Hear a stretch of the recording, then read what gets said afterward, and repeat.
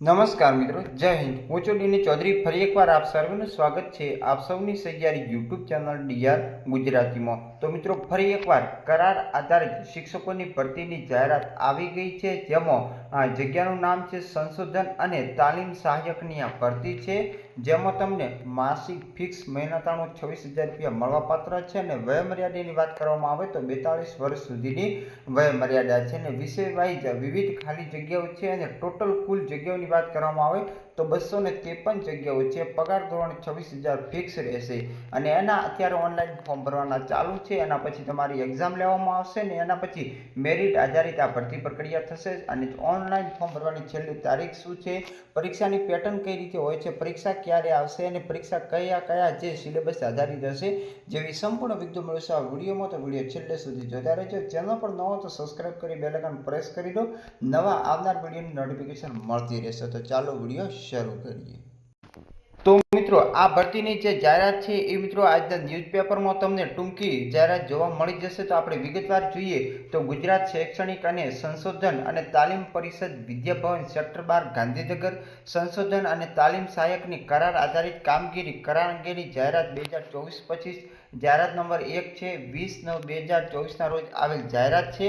અને જાહેરાતની અંદર જે દર્શાવવામાં આવ્યું છે એ મુજબ જે લેક્ચરર સંવર્ગની કુલ 253 ખાલી જગ્યાઓ 11 માસના કરાર આધારિત ભરવા માટેની જે GCERT તથા જિલ્લા શિક્ષણ અને તાલીમના જે ભવનો છે ડાયટ એ ખાલી જગ્યા ઉપર કામગીરી કરવા માટેની કરારની મંજૂરી મળી ગઈ છે.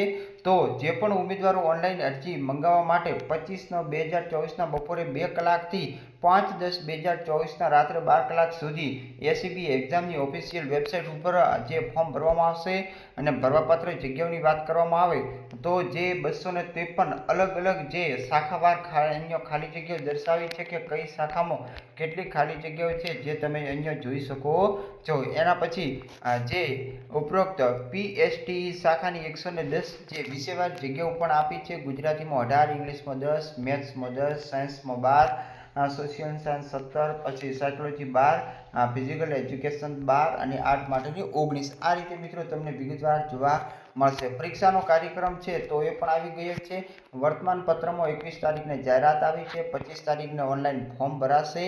એના પછી પ્રાથમિક જે પરીક્ષા આવશે MCQ આધારિત એ મિત્રો હશે 17/11/2024.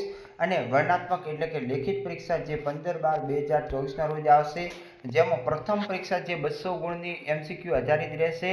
અને એના પછી જે દ્વિતીય પરીક્ષા પણ 200 ગુણની આવશે, જે મિત્રો વર્ણનાત્મક આવશે. એના પછી જે બીજી જે પરીક્ષા હશે એના આધારે જે મેરિટ પણ તૈયાર કરવામાં આવશે. દ્વિતીય પરીક્ષામાં તમારે 60% કે તેથી વધુ ગુણ તમે મેળવેલ હશે તો મેરિટ લિસ્ટમાં સમાવેશ થઈ શકશે. મેરિટ યાદી શાખાવાર તૈયાર કરવામાં આવશે. અને PSTની શાખા માટે વિષયવાર મેરિટ યાદી કરવામાં આવશે.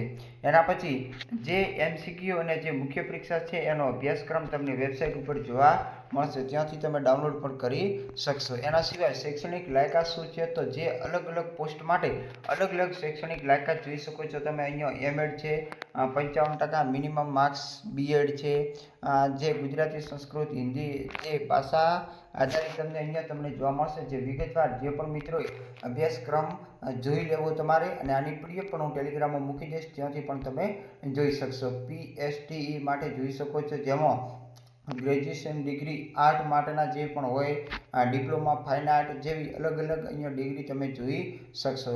એના પછી જે એજ્યુકેશન ડિપાર્ટમેન્ટમાં MSc IT હોય, MTech કોમ્પ્યુટર, પછી ET ટેકનોલોજી જેવી અલગ અલગ પોસ્ટ માટે જે તમને શૈક્ષણિક લાયકાતો દર્શાવી છે. એના પછી જે ઉમેદવારોની લાયકાત 1 કરતાં વધારે હશે એમને શાખા અને વિષય માટેની પસંદગી પણ તમે કરી શકશો. પરીક્ષાનું માળખાની મેં વાત કરી, તમે વેબસાઇટ ઉપરથી ડાઉનલોડ કરી લેશો. પછી પ્રાથમિક અને દ્વિતીય બંને પરીક્ષા ગુજરાતી માધ્યમમાં જ તમારે આપવાની રહેશે. ફી તમારે પ્રાથમિક માટે 350 ભરવાની રહે. અને જે દ્વિતીય પરીક્ષા માટે હજી સુધી કોઈ પણ પ્રકારની ફી નક્કી થયેલ નથી. ફી તમે ઓનલાઈન ભરી શકશો. પરીક્ષા કેન્દ્રો છે તો ખાસ અમદાવાદ, રાજકોટ, સુરત અને વડોદરા ખાતે રહેશે. માસિક વેતન જે તમે જોઈ શકો છો અહીંયા તમને 26,000 કરાર આધારિત ભરતી છે. વય મર્યાદાની વાત કરીશું તો એમાં 42 વર્ષ રહેશે મિત્રો. વધુમાં વધુ કરારનો સમયગાળો 11 માસનો હશે. એના પછી આપોઆપ તમારો રદ થશે. એટલે કે આ કાયમી નોકરી છે નહીં. કોઈ પણ પ્રકારના હક કે દાવા તમે મેળવી શકશો નહીં. એના પછી ઓનલાઈન ફોર્મ ભરવા માટેની અગત્યની સૂચનાઓ પણ આપી છે જે તમે અહીંયાથી વાંચી શકશો અને તમારે કામ મુજબની જે સૂચનાઓ તમે અહીંયાથી મેળવી શકશો. જે સૂચનાઓ અહીંયા તમે જોઈ શકો છો કઈ રીતે ફોર્મ ભરવાનું છે, શું શું તમારે અપલોડ ડોક્યુમેન્ટ કરવાના છે. એના સિવાય અહીંયા તમને ટોલ ફ્રી હેલ્પલાઇન નંબર આપેલો છે જેના ઉપર તમે સંપર્ક પણ કરી શકશો. અને ફોર્મ ભરવાની જે સંપૂર્ણ વિગતો અહીંયા તમે જોઈ શકશો. તો જે પણ મિત્રો ફોર્મ ભરવાનું હોય એ મિત્રો ખાસ આ PDF મારા જોડેથી મેળવી લેવાની, એટલે કે ટેલિગ્રામમાં મળી જશે અને ત્યાંથી સંપૂર્ણ વિગતો વાંચી લેવાની. તો મિત્રો સિલેબસ માટેની જે PDF છે સંશોધન અને તાલીમ સહાયક પરીક્ષા માટેનો અભ્યાસક્રમ જે તમે અહીંયા જોઈ શકો છો. પ્રથમ તબક્કો હશે એની અંદર મિત્રો ગુણભાર જોઈ શકો છો. અહીંયા વિષય વાઇઝ તમને કેટલા ગુણ દુશે, જેમ કે સામાન્ય જ્ઞાન 5 ગુણ, ભાષા સાહિત્ય વ્યાકરણ 10 ગુણ, પછી જે ગાણિતિક અભિયોગતા 5 ગુણ, શૈક્ષણિક ફિલસૂફી ફી જેમાં 10, મનોવિજ્ઞાન 10, શૈક્ષણિક સંશોધન 10.